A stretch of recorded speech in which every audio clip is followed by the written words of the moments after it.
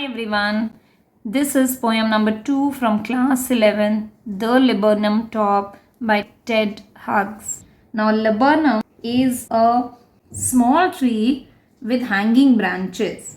It has yellow flowers and it bears poisonous seeds. So in the beginning of the poem, this laburnum it is yellow in color, it has yellow flowers, very silent. And this is afternoon time, so it's again yellow because of the September sunlight. It is autumn season. The leaves are also yellow. The seeds have fallen. So in the beginning the laburnum is silent.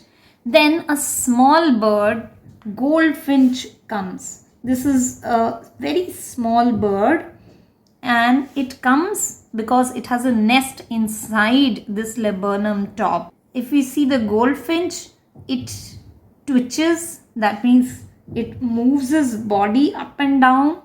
It comes very suddenly, so it comes with a suddenness, with a startlement, with an amazement.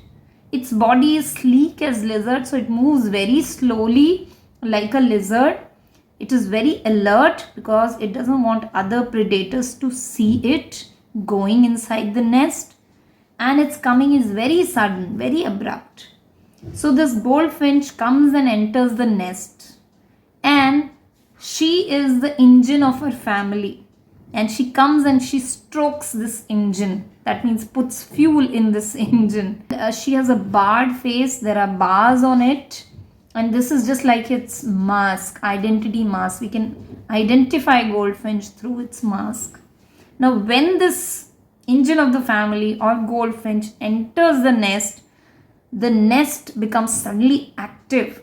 So it is like as if a machine starts, and the little ones, they chitter. So these babies inside the nest, they make sound, and there is also tremor of the wings. They are moving and shaking their wings. The whole tree gets shaken up because of the excitement inside the nest. And then the goldfinch feeds these little ones inside the nest, and it moves out very slowly, comes to the end of the branch, and then with whistle chirrup, as if to tell the little ones to be quiet, it flies away. It launches, goes into the infinite. Infinite means never ending space. So it goes away. So the goldfinch comes. There's a lot of chittering, trilling, excitement, and then it goes away. This laburnum is again silent and empty. It again returns to the same silence. So in this silence, this goldfinch brings life. So the whole scene is very passive, but this goldfinch brings life to this laburnum. And it is like not only the engine of the nest, it is also a source of liveliness in this whole atmosphere. If we look at the colors which are very prominent in this lesson, it's yellow, referring to the yellow flowers, yellow leaves drying out, yellow sunlight. If we see the sound word, there is this chittering, trilling, chirrup, whistle. So these are the sound words used here. And there's a lot of movement brought by this goldfinch, like it twitches, it enters, it feeds the bird, the tree shakes, then it moves, it goes to the end of the branch, and then launches away, flies away. So there's a lot of movement brought by this goldfinch. The theme of the poem is quite simple. Nature is interdependent.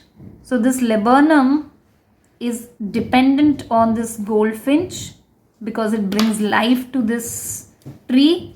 This goldfinch is dependent on laburnum because laburnum holds the nest and the little ones in it. So that is why it shows a symbiotic relationship between different elements of nature. Nature is interdependent. Let's also look at the poetic devices used in Laburnum Top. There is a simile. This goldfinch is compared to a lizard using as because it slowly goes into the nest.